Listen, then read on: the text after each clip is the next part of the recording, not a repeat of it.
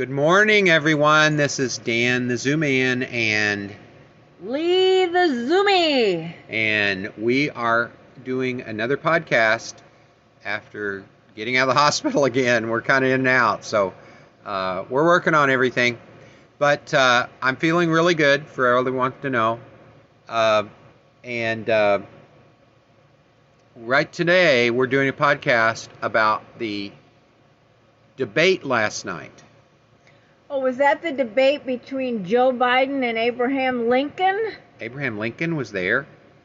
Joe Biden thought so. Actually, he did, and that's funny. It's funny sad. It's funny sad. What's really, I think, saddest about this is that the media just keeps covering up for him. Yeah. And you could see it last night. Although the moderator was a little better than other moderators have been. Yeah, we noticed man, that. She kept diverting. Oh, she did. And she helped out Biden a little bit, but mainly she was diverting away from the big story, which we're going to talk about, but not yet. Take it back. Because what we're going to do is we're going to go at a snap poll, and there are a whole bunch of them, and generally the snap poll was 74% Trump won.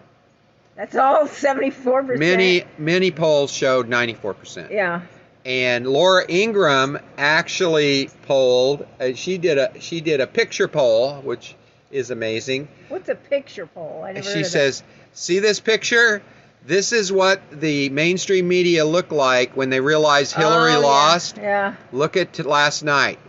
This is where they realized Biden lost the debate." Yeah. So I thought that was an interesting poll. The Never Trumpers, interesting. You know who they are, Miss Lee? Well, I guess they're the people that hate Trump and they never want him to do anything. Yeah, and many of them are Republicans, and that's why. But see, what's the difference? Why are they Republicans? Because they're globalist versus nationalist. Yeah. And that's really key, because nationalism is a biblical economics concept, and we do examine the news from a biblical economics perspective. And I forgot to say, we're the Rodden Reporters. Anyway. Someday we'll get it all right. Someday when I get my brain back after being in the hospital for this week twice. Once. I was in once or twice? You were in once for a day and a half. Day and a half, okay. But then you got sick from your antibiotics. Oh, so that's right. It was kind of like another day. Yeah, that's what it was. And so now I got to go back to the doctor again later. We're doing a quick podcast in between doctors and grocery shopping, and anyway, it's fun getting to be 74 years old. But it's also fun getting to talk to all my friends in the podcast. And someday we're going to make it so you can interact with this. But right now, we're just doing what we do. So the Never Trumpers apparently are so hostile to Trump that they've been spreading Iranian disinformation. Iranian disinformation? What's that mean? From Iran. Oh. Iran has been trying to get disinformation into our news. And Just the News has reported that. And it's an amazing thing. Listen, just so everybody knows, because probably anybody that listens to us actually already knows, but just in case, you can't just watch mainstream media and think you're getting the news. No. You're getting the propaganda. Slanted news. Propaganda. You're just getting propaganda. I don't know if you're getting truth at all. It's socialist, Marxist, Black Lives Matter, Antifa propaganda. Sometimes I say, let's just watch the news. And Dan sits there and yells at himself, and it's like, they don't say anything that's the truth. I know. They tend. It's so interesting, because we have sources that we follow, and the news can be. It's the same thing. And I began to see this years ago when I would go to things, and then I would come home, and it would be reported. I said, "That's not what happened." Right. Exactly. I kept seeing that over and over. Yeah. So news media slant the news, and the Never Trumpers are really bad at it. I thought an interesting thing comes from Just the News. Trump said to Biden, "You're the one who gets the money from Wall Street." I thought that was brilliant. I think that, and when he said, You and Obama are the reason I'm president. That was great. Now, what did he mean by that? Do you know? Well, because they were so bad and the people were sick of everything they did. They voted in Trump. Yeah. They wanted Trump to flush the swamp. I thought that was one of the things for the Never Trumpers. And there's another group that kind of gives Trump a hard time because he's aggressive. Yeah. And in this culture, because I'm aggressive, and I understand how it feels to people don't like you to be aggressive. So Trump gave them what they wanted last night. Yes. Calm, reserved, he was gentle. quiet. And I actually, just an interesting story. My wife would always get embarrassed because I'd be so aggressive with people everywhere. We went restaurants, everywhere. Now, not mean, but aggressive. And he's very loud. He's very loud. And I have a loud voice. I can hear him a block away. I can pick out And his I would voice. tell her, Lee, that's how one way I witnessed. They can hear me all over the restaurant. I'm not yelling. I'm just normal. And it is weird because we've seen people a few tables away come up and say, "Well, I really liked what you said." Yeah. But yeah, sometimes it's like, "Oh, can I just eat my food in peace?" Yeah.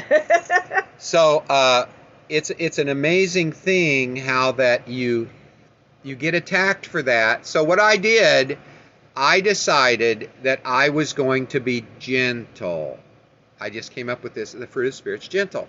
And I don't tend to be gentle by nature, but me being gentle and say some lady being gentle are not the same thing. No, they're not. So I decided to be lady gentle, okay? And so some years ago. This was a long time ago when we were traveling. It was an interesting thing because in doing that, people would give us a hard time. And I would just be gentle. And Lee would finally say, "Why didn't you do something?" I said, "Because I'm being gentle." Yeah, eventually I got sick of that gentle stuff. And I said, "Okay, you can stop now. Yeah. Just be whatever you are. So, and don't be mean. You be kind. But so my wife actually learned the lesson, and I did too. I learned a lot of how to be more gentle in my aggressiveness. Right. So I understand how Trump feels, but what's happened, most of the evangelical world and most of the people want peace and affluence, right, as opposed to truth.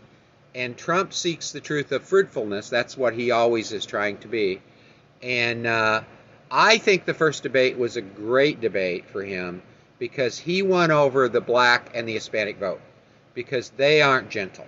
They're very aggressive. Well, now, they're emotional and they get excited about something. And they're very aggressive. Yeah, that's the way they are. And so anyway, but great Trump supporters. I mean, he's got great support in the Miami and that's area. one of the things he brought out last night, that it's shifting. Yeah. So anyway, I thought that what represented the debate last night was how many lies Biden told. Like every time he opened his mouth? It was just amazing. And I haven't had the time to list them all. There were just so many misrepresentations and lies. And this is the bad thing the moderator did. Because a good moderator should have called him on that. Yeah. And said, clarify that. Give us... Well, just one of the big lies is I was never for fracking. Yeah, he was. There's quotes.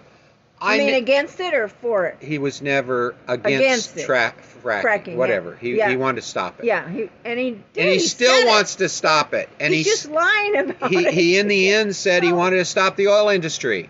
He just said, well, sometime way in the future. No, he'll stop it as soon as he can. I want to stop all fuel-driven vehicles. Yeah. Okay, that means everybody except maybe the city that they can walk and bicycle someplace, but everybody else in the country can't get anywhere. Yeah, that's right. We can't get food to the tables.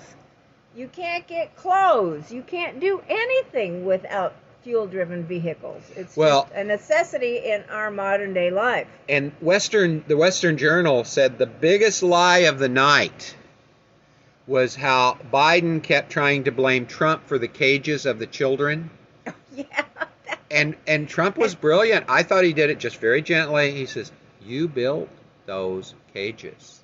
You did this. I got rid of them. See, he just did a really good job with that. And I think the thing is, he was gentle last night. I don't think people are going to like that a whole lot. But it pacified that side of the Republican Party. So that was good. So, but Trump, I think, actually called him on many things. I think the debates this year were the biggest waste of time because of all of the media being so biased. And I don't know who chose the moderators. No, well, I don't know where they get chosen. This commission, but come on, give me a break. This is how... I don't want to say that anymore because that's Biden's thing. Come on, so I got to erase that from my vocabulary. Lee started saying, give me a break. She said that all the way to the doctor today 3 times. I said, Lee, you're sounding like Biden. I got to get that out of my Oh, mind. no, where did I get that? It's catching. I probably heard it so many times. It's just like, oh. So anyway, I think what you're going to see, and Trump kept bringing it up, and the media it was one of the great evidences that the media is biased, because they kept, the moderator, the one thing she did bad, she did not want the Hunter Biden story in the debate. Biggest story that's happening today. The biggest story out there. You have to look for it, and this No, you have to look for it on mainstream media. No. I have, in my list, it's always there. That's why my many Democrat friends say, I don't know that many, I have a few, say, well, it's lies, it's been disproven, it's not true. Because all they watch are the mainstream media. That's right. Pundits. Now, today, Tony Babulitsky, I think is his name, something like that. Tony B. He's turning over more proof of the business dealings of Joe Biden. And I want to quickly deal with what's going on.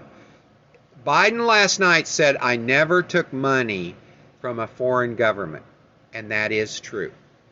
Because his son did, and then they kicked it back to him. Cousins and relatives. And see, that does not have to be reported as income.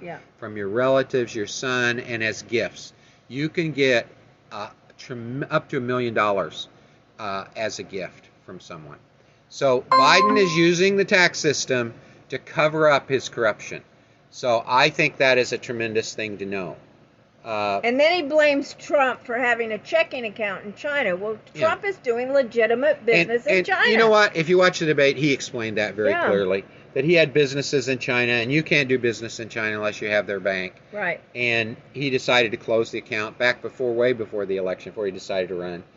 But I think one of the key things, a New Mexico Democrat, according to Breitbart News, is distancing herself from Joe Biden over the pledge to end the oil industry. So even the Democrats... Where's she from? What? New Mexico. New Mexico? New Mexico, yeah. They do oil down there, all that through that region. There's a lot of oil. Her name is... You'll never get it. Her name is Small. I'm sorry, it's not big, it's Small. He's got a real hard name to pronounce.